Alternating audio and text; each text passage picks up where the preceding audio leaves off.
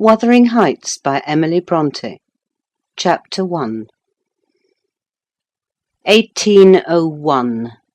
I have just returned from a visit to my landlord, the solitary neighbour that I shall be troubled with. This is certainly a beautiful country. In all England I do not believe that I could have fixed on a situation so completely removed from the stir of society. A perfect misanthropist's heaven. And Mr. Heathcliff and I are such a suitable pair to divide the desolation between us. A capital fellow! He little imagined how my heart warmed towards him when I beheld his black eyes withdraw so suspiciously under their brows as I rode up, and when his fingers sheltered themselves with a jealous resolution still further in his waistcoat as I announced my name. "Mr. Heathcliff?" I said. A nod was the answer. "Mr. Lockwood, your new tenant, sir. I do myself the honour of calling as soon as possible after my arrival, to express the hope that I have not inconvenienced you by my perseverance in soliciting the occupation of Thrushcross Grange. I heard yesterday you had had some thoughts—" "Thrushcross Grange is my own, sir," he interrupted, wincing. "I should not allow any one to inconvenience me if I could hinder it. Walk in." The "walk in" was uttered with closed teeth, and expressed the sentiment, "Go to the deuce." Even the gate over which he leant manifested no sympathising movement to the words; and I think that circumstance determined me to accept the invitation. I felt interested in a man who seemed more exaggeratedly reserved than myself. When he saw my horse's breast fairly pushing the barrier, he did put out his hand to unchain it, and then sullenly preceded me up the causeway, calling, as we entered the court, "Joseph, take Mr. Lockwood's horse, and bring up some wine." "Here we have the whole establishment of domestics, I suppose," was the reflection suggested by this compound order. "No wonder the grass grows up between the flags, and cattle are the only hedge cutters." Joseph was an elderly, nay, an old man; very old, perhaps, though hale and sinewy. "The Lord help us!" he soliloquised in an undertone of peevish displeasure, while relieving me of my horse, looking meantime in my face so sourly that I charitably conjectured he must have need of divine aid to digest his dinner, and his pious ejaculation had no reference to my unexpected advent. Wuthering Heights is the name of Mr. Heathcliff's dwelling, Wuthering being a significant provincial adjective, descriptive of the atmospheric tumult to which its station is exposed in stormy weather. Pure bracing ventilation they must have up there at all times indeed. One may guess the power of the north wind blowing over the edge by the excessive slant of a few stunted firs at the end of the house, and by a range of gaunt thorns all stretching their limbs one way, as if craving alms of the sun. Happily, the architect had foresight to build it strong. The narrow windows are deeply set in the wall, and the corners defended with large jutting stones. Before passing the threshold, I paused to admire a quantity of grotesque carving lavished over the front, and especially about the principal door, above which, among a wilderness of crumbling griffins and shameless little boys, I detected the date 1500, and the name Hareton Earnshaw. I would have made a few comments and requested a short history of the place from the surly owner, but his attitude at the door appeared to demand my speedy entrance or complete departure, and I had no desire to aggravate his impatience previous to inspecting the penetralium. One stop brought us into the family sitting-room without any introductory lobby or passage. They call it here the house pre-eminently. It includes kitchen and parlour generally, but I believe at Wuthering Heights the kitchen is forced to retreat altogether into another quarter. At least I distinguished a chatter of tongues and a clatter of culinary utensils deep within. And I observed no signs of roasting, boiling, or baking about the huge fireplace, nor any glitter of copper saucepans and tin calendars on the walls. One end, indeed, reflected splendidly both light and heat from ranks of immense pewter dishes, interspersed with silver jugs and tankards, towering row after row on a vast oak dresser to the very roof. The latter had never been underdrawn; its entire anatomy lay bare to an inquiring eye, except where a frame of wood, laden with oatcakes and clusters of legs of beef, mutton, and ham, concealed it. Above the chimney were sundry villainous old guns, and a couple of horse pistols, and, by way of ornament, 3 gaudily painted canisters disposed along its ledge. The floor was of smooth white stone, the chairs, high-backed primitive structures, painted green, 1 or 2 heavy black ones lurking in the shade.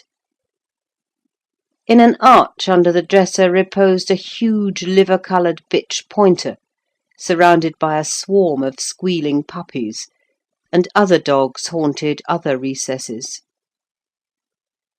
The apartment and furniture would have been nothing extraordinary as belonging to a homely northern farmer with a stubborn countenance and stalwart limbs set out to advantage in knee-breeches and gaiters.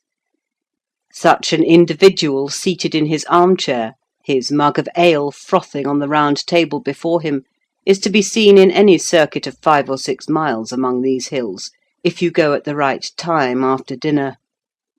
But Mr. Heathcliff forms a singular contrast to his abode and style of living.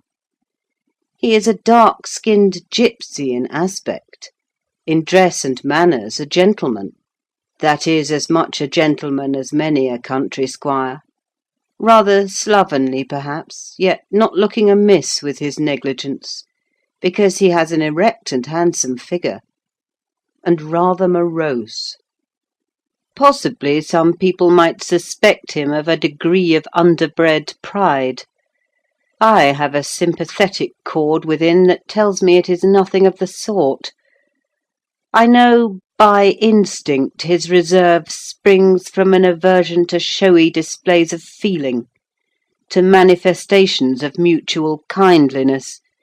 He'll love and hate equally under cover, and esteem it a species of impertinence to be loved or hated again. No, I'm running on too fast. I bestow my own attributes over-liberally on him. Mr. Heathcliff may have entirely dissimilar reasons for keeping his hand out of the way when he meets a would-be acquaintance to those which actuate me. Let me hope my constitution is almost peculiar. My dear mother used to say I should never have a comfortable home, and only last summer I proved myself perfectly unworthy of one. While enjoying a month of fine weather at the sea-coast, I was thrown into the company of a most fascinating creature, a real goddess in my eyes, as long as she took no notice of me. I never told my love vocally. Still, if looks have language, the merest idiot might have guessed I was over head and ears. She understood me at last, and looked a return, the sweetest of all imaginable looks. And what did I do? I confess it with shame, shrunk icily into myself like a snail, at every glance retired colder and farther, till finally the poor innocent was led to doubt her own senses, and, overwhelmed with confusion at her supposed mistake, persuaded her mamma to decamp. By this curious turn of disposition I have gained the reputation of deliberate heartlessness. How undeserved, I alone can appreciate.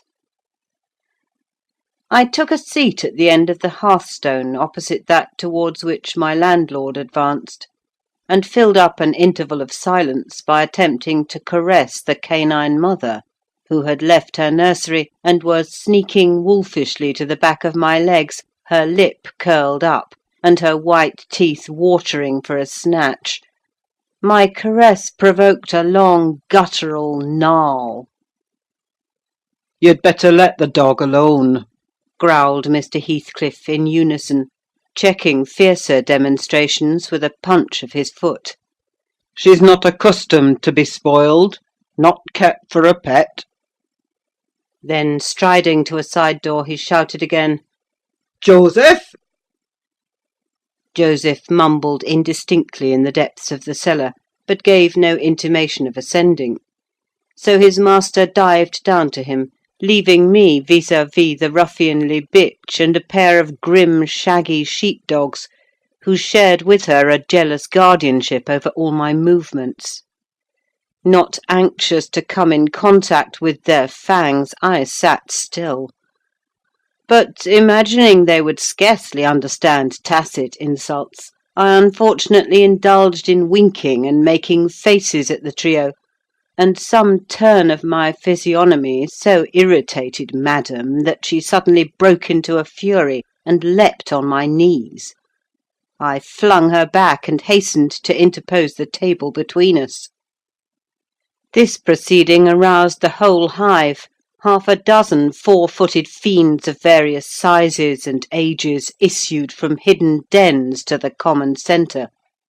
I felt my heels and coat-laps peculiar subjects of assault, and parrying off the larger combatants as effectually as I could with the poker, I was constrained to demand aloud assistance from some of the household in re-establishing peace. Mr. Heathcliff and his man climbed the cellar steps with vexatious phlegm.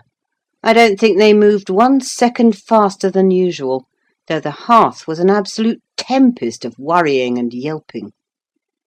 Happily, an inhabitant of the kitchen made more dispatch. A lusty dame, with tucked-up gown, bare arms, and fire-flushed cheeks, rushed into the midst of us flourishing a frying-pan, and used that weapon and her tongue to such purpose that the storm subsided magically, and she only remained heaving like a sea after a high wind, when her master entered on the scene. "What the devil is the matter?" he asked, eyeing me in a manner that I could ill endure after this inhospitable treatment. "What the devil, indeed!" I muttered. The herd of possessed swine could have had no worse spirits in them than those animals of yours, sir. You might as well leave a stranger with a brood of tigers.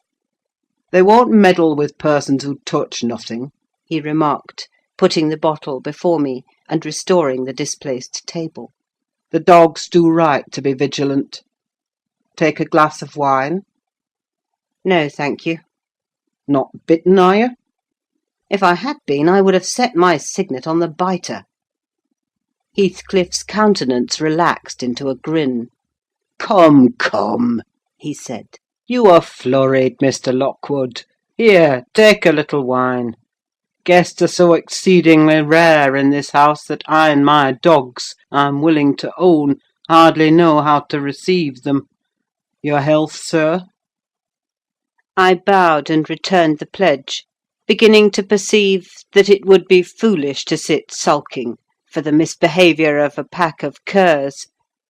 Besides, I felt loath to yield the fellow further amusement at my expense, since his humour took that turn. He, probably swayed by prudential consideration of the folly of offending a good tenant, relaxed a little, in the laconic style of chipping off his pronouns and auxiliary verbs, and introduced what he supposed would be a subject of interest to me, a discourse on the advantages and disadvantages of my present place of retirement. I found him very intelligent on the topics we touched, and, before I went home, I was encouraged so far as to volunteer another visit to-morrow. He evidently wished no repetition of my intrusion. I shall go, notwithstanding. It is astonishing how sociable I feel myself compared with him. Chapter 2. Yesterday afternoon set in misty and cold. I had half a mind to spend it by my study fire, instead of wading through heath and mud to Wuthering Heights. On coming up from dinner, however, N.B. I dine between 12 and 1 o'clock. The housekeeper, a matronly lady, taken as a fixture along with the house, could not or would not comprehend my request that I might be served at 5. On mounting the stairs with this lazy intention, and stepping into the room, I saw a servant girl on her knees, surrounded by brushes and coal-scuttles, and raising an infernal dust as she extinguished the flames with heaps of cinders. This spectacle drove me back immediately. I took my hat, and, after a 4 miles' walk, arrived at Heathcliff's garden gate just in time to escape the first feathery flakes of a snow-shower. On that bleak hilltop the earth was hard with a black frost, and the air made me shiver through every limb. Being unable to remove the chain, I jumped over, and running up the flagged causeway, bordering with straggling gooseberry bushes, knocked vainly for admittance, till my knuckles tingled and the dogs howled. "Wretched inmates!" I ejaculated mentally. "You deserve perpetual isolation from your species for your churlish inhospitality. At least I would not keep my doors barred in the daytime. I don't care, I will get in." So resolved, I grasped the latch and shook it vehemently. Vinegar-faced Joseph projected his head from a round window of the barn. "What are ye for?" he shouted. "The master's down in fold. Go round by t' end of lathe if you want to speak to him." "Is there nobody inside to open the door?" I hallooed responsively. "There's nobbut missis, and she'll not open it an you mak your fleece and dins till neet." "Why? Cannot you tell her whom I am, eh, Joseph?" "No'n me, I'll ha' no end with it," muttered the head, vanishing. The snow began to drive thickly. I seized the handle to essay another trial, when a young man, without coat and shouldering a pitchfork, appeared in the yard behind. He hailed me to follow him, and after marching through a wash-house and a paved area containing a coal-shed, pump, and pigeon-cot, we at length arrived in the huge, warm, cheerful apartment where I was formerly received. It glowed delightfully in the radiance of an immense fire, compounded of coal, peat, and wood, and near the table, laid for a plentiful evening meal, I was pleased to observe the Misses, an individual whose existence I had never previously suspected. I bowed and waited, thinking she would bid me take a seat. She looked at me, leaning back in her chair, and remained motionless and mute. "Rough weather," I remarked. "I'm afraid, Mrs. Heathcliff, the door must bear the consequence of your servants' leisure attendance. I had hard work to make them hear me." She never opened her mouth. I stared. She stared also. At any rate, she kept her eyes on me in a cool, regardless manner, exceedingly embarrassing and disagreeable. "Sit down," said the young man gruffly. "He'll be in soon." I obeyed, and hemmed and called the villain Juno, who deigned at this second interview to move the extreme tip of her tail in token of owning my acquaintance. "A beautiful animal," I commenced again. "Do you intend parting with the little ones, madam?" "They are not mine," said the amiable hostess, more repellingly than Heathcliff himself could have replied. "Ah, your favourites are among these?" I continued, turning to an obscure cushion full of something like cats. "A strange choice of favourites," she observed scornfully. Unluckily, it was a heap of dead rabbits. I hemmed once more, and drew closer to the hearth, repeating my comment on the wildness of the evening. "You should not have come out," she said, rising and reaching from the chimney-piece 2 of the painted canisters. Her position before was sheltered from the light. Now I had a distinct view of her whole figure and countenance. She was slender and apparently scarcely past girlhood, an admirable form, and the most exquisite little face that I have ever had the pleasure of beholding. Small features, very fair, flaxen ringlets, or rather golden, hanging loose on her delicate neck, and eyes, had they been agreeable in expression, that would have been irresistible. Fortunately for my susceptible heart, the only sentiment they evinced hovered between scorn and a kind of desperation, singularly unnatural to be detected there. The canisters were almost out of her reach. I made a motion to aid her. She turned upon me, as a miser might turn if any one attempted to assist him in counting his gold. "I don't want your help," she snapped. "I can get them for myself." "I beg your pardon," I hastened to reply. "Were you asked to tea?" she demanded, tying an apron over her neat black frock, and standing with a spoonful of the leaf poised over the pot. "I shall be glad to have a cup," I answered. "Were you asked?" she repeated. "No," I said, half smiling. "You are the proper person to ask me." She flung the tea back, spoon and all, and resumed her chair in a pet, her forehead corrugated and her red underlip pushed out, like a child's ready to cry.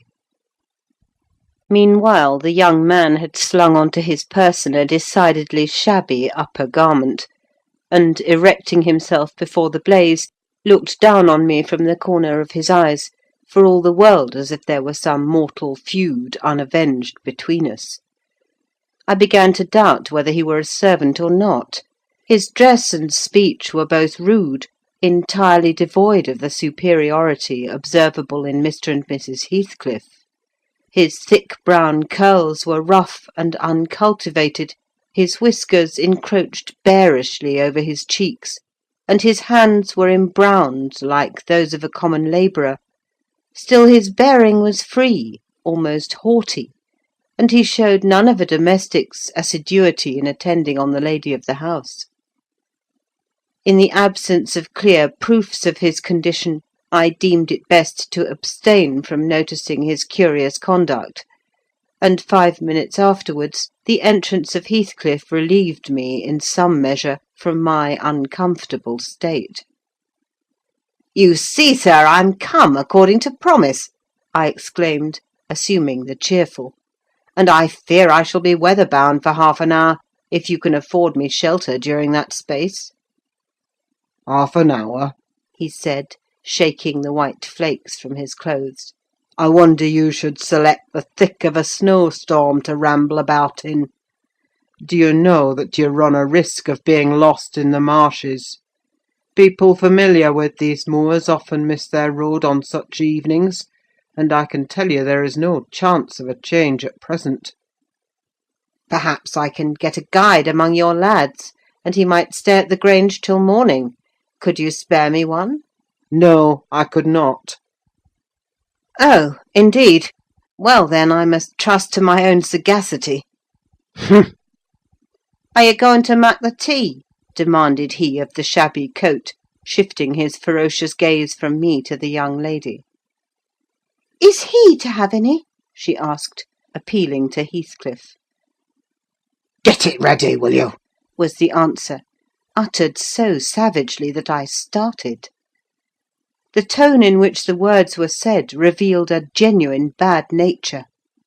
I no longer felt inclined to call Heathcliff a capital fellow. When the preparations were finished, he invited me with, "Now, sir, bring forward your chair." and we all, including the rustic youth, drew round the table, an austere silence prevailing while we discussed our meal. I thought if I had caused the cloud, it was my duty to make an effort to dispel it. They could not every day sit so grim and taciturn, and it was impossible, however ill-tempered they might be, that the universal scowl they wore was their every-day countenance. "It is strange," I began, in the interval of swallowing one cup of tea and receiving another, "it is strange how custom can mould our tastes and ideas. Many could not imagine the existence of happiness in a life of such complete exile from the world as you spend, Mr. Heathcliff; yet I'll venture to say that, surrounded by your family, and with your amiable lady as the presiding genius over your home and heart—" My amiable lady! he interrupted, with an almost diabolical sneer on his face. Where is she, my amiable lady? "Mrs. Heathcliff, your wife, I mean." Well, yes. Or you would intimate that her spirit has taken the post of ministering angel, and guards the fortunes of Wuthering Heights, even when her body is gone. Is that it?" Perceiving myself in a blunder, I attempted to correct it. I might have seen there was too great a disparity between the ages of the parties to make it likely that they were man and wife. One was about 40, a period of mental vigour at which men seldom cherish the delusion of being married for love by girls. That dream is reserved for the solace of our declining years. The other did not look 17. Then it flashed on me. The clown at my elbow, who is drinking his tea out of a basin and eating his bread with unwashed hands, may be her husband, Heathcliff Junior, of course. Here is the consequence of being buried alive. She has thrown herself away upon that boor from sheer ignorance that better individuals existed. A sad pity. I must beware how I cause her to regret her choice. My last reflection may seem conceited. It was not. My neighbour struck me as bordering on repulsive. I knew through experience that I was tolerably attractive. "Mrs. Heathcliff is my daughter-in-law," said Heathcliff, corroborating my surmise.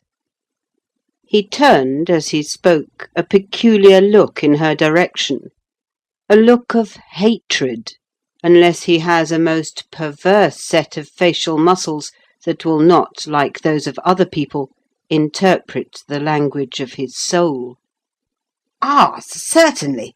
I see now. You are the favoured possessor of the beneficent fairy," I remarked, turning to my neighbour. This was worse than before. The youth grew crimson and clenched his fist with every appearance of a meditated assault. But he seemed to recollect himself presently, and smothered the storm in a brutal curse muttered on my behalf, which, however, I took care not to notice. "Unhappy in your conjectures, sir," observed my host. "We neither of us have the privilege of owning your good fairy. Her mate is dead. I said she was my daughter-in-law, therefore she must have married my son." "And this young man is—" "Not my son, assuredly." Heathcliff smiled again, as if it were rather too bold a jest to attribute the paternity of that bear to him. "My name is Hareton Earnshaw," growled the other, "and I'd counsel you to respect it." "I've shown no disrespect," was my reply, laughing internally at the dignity with which he announced himself. He fixed his eye on me longer than I cared to return the stare, for fear I might be tempted either to box his ears or render my hilarity audible. I began to feel unmistakably out of place in that pleasant family circle.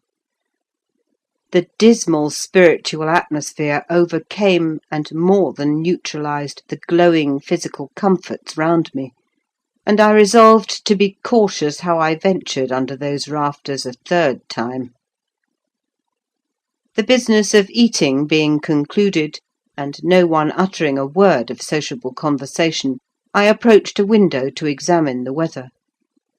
A sorrowful sight I saw: dark night coming down prematurely, and sky and hills mingled in one bitter whirl of wind and suffocating snow.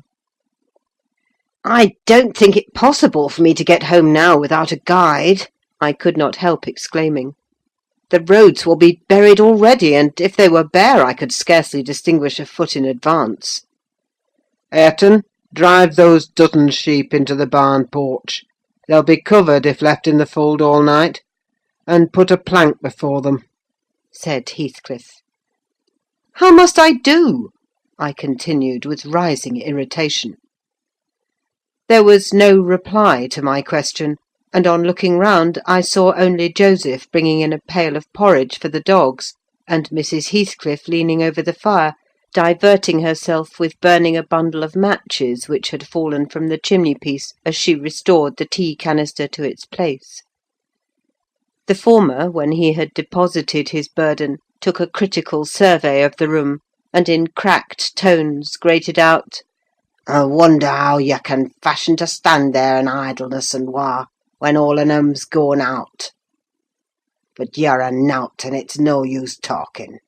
You'll niver mend o' your ill ways, but go right to divil like your mother afore ye." I imagined for a moment that this piece of eloquence was addressed to me, and, sufficiently enraged, stepped towards the aged rascal with an intention of kicking him out of the door. Mrs. Heathcliff, however, checked me by her answer. "You scandalous old hypocrite!" she replied. "Are you not afraid of being carried away bodily whenever you mention the devil's name? I warn you to refrain from provoking me, or I'll ask your abduction as a special favour. Stop! Look here, Joseph," she continued, taking a long dark book from a shelf. "I'll show you how far I've progressed in the black art. I shall soon be competent to make a clear house of it. The red cow didn't die by chance, and your rheumatism can hardly be reckoned among providential visitations." "Oh, wicked, wicked!" gasped the elder. "May the Lord deliver us from evil!" "No, reprobate! You are a castaway. Be off, or I'll hurt you seriously. I'll have you all modelled in wax and clay, and the first who passes the limits I fix shall... I'll not say what he shall be done to, but you'll see. Go! I'm looking at you." The little witch put a mock malignity into her beautiful eyes, and Joseph, trembling with sincere horror, hurried out, praying and ejaculating "Wicked!" as he went out. I thought her conduct must be prompted by a species of dreary fun, and now that we were alone, I endeavoured to interest her in my distress. "Mrs. Heathcliff," I said earnestly, "you must excuse me for troubling you. I presume, because, with that face, I'm sure you cannot help being good-hearted. Do point out some landmarks by which I may know my way home. I have no more idea how to get there than you would have how to get to London."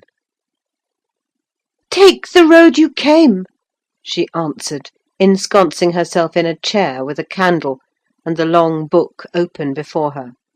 "It is brief advice, but as sound as I can give." "Then, if you hear of me being discovered dead in a bog or a pit full of snow, your conscience won't whisper that it is partly your fault?" "How so? I cannot escort you. They wouldn't let me go to the end of the garden wall." "You? I should be sorry to ask you to cross the threshold for my convenience on such a night," I cried. "I want you to tell me my way, not to show it, or else to persuade Mr. Heathcliff to give me a guide." "Who?" "There is himself, Earnshaw, Zillah, Joseph, and I. Which would you have?" "Are there no boys at the farm?" "No, those are all." "Then it follows that I am compelled to stay." "That you may settle with your host. I have nothing to do with it." "I hope it'll be a lesson to you to make no more rash journeys on these hills," cried Heathcliff's stern voice from the kitchen entrance. "As to staying here, I don't keep accommodations for visitors. You must share a bed with Hareton or Joseph if you do." "I can sleep on a chair in this room," I replied. "No, no! A stranger is a stranger, be he rich or poor. It will not suit me to permit any one the range of the place while I am off guard," said the unmannerly wretch. With this insult my patience was at an end. I uttered an expression of disgust, and pushed past him into the yard, running against Earnshaw in my haste. It was so dark that I could not see the means of exit, and as I wandered round I heard another specimen of their civil behaviour amongst each other. At first the young man appeared about to befriend me. "I'll go with him as far as the park," he said. "You'll go with him to hell!" exclaimed his master, or whatever relation he bore. "And who is to look after the horses, eh?" "A man's life is of more consequence than one evening's neglect of the horses. Somebody must go," murmured Mrs. Heathcliff, more kindly than I expected. "Not at your command," retorted Hareton. "If you set store on him, you'd better be quiet." "Then I hope his ghost will haunt you, and I hope Mr. Heathcliff will never get another tenant till the Grange is a ruin," she answered sharply. "Hearken, hearken, shoes cursing on 'em," muttered Joseph, towards whom I had been steering. He sat within earshot, milking the cows by the light of a lantern, which I seized unceremoniously, and calling out that I would send it back on the morrow, rushed to the nearest postern. Master, he's stealing lantern!" shouted the ancient, pursuing my retreat. Nasher! Dog! Wolf! Hold him! Hold him!" On opening the little door, two hairy monsters flew at my throat, bearing me down and extinguishing the light, while a mingled guffaw from Heathcliff and Hareton put the copestone on my rage and humiliation. Fortunately, the beasts seemed more bent on stretching their paws and yawning and flourishing their tails than devouring me alive; but they would suffer no resurrection, and I was forced to lie till their malignant masters pleased to deliver me. Then, hatless and trembling with wrath, I ordered the miscreants to let me out, on their peril to keep me 1 minute longer, with several incoherent threats of retaliation, that in their indefinite depth of virulency smacked of King Lear. The vehemence of my agitation brought on a copious bleeding at the nose, and still Heathcliff laughed, and still I scolded. I don't know what would have concluded the scene, had there not been one person at hand rather more rational than myself, and more benevolent than my entertainer. This was Zillah, the stout housewife, who at length issued forth to inquire into the nature of the uproar. She thought that some of them had been laying violent hands on me, and, not daring to attack her master, she turned her vocal artillery against the younger scoundrel. "Well, Mr. Earnshaw," she cried, "I wonder what you'll have agait next. Are we going to murder folk on our very doorstones? I see this house will never do for me. Look at the poor lad. He's fair choking. Whisht, whisht, you mun go on so. Come in, and I'll cure that. There now, hold you still." With these words, she suddenly splashed a pint of icy water down my neck, and pulled me into the kitchen. Mr. Heathcliff followed, his accidental merriment expiring quickly in his habitual moroseness. I was sick exceedingly, and dizzy and faint, and thus compelled perforce to accept lodgings under his roof.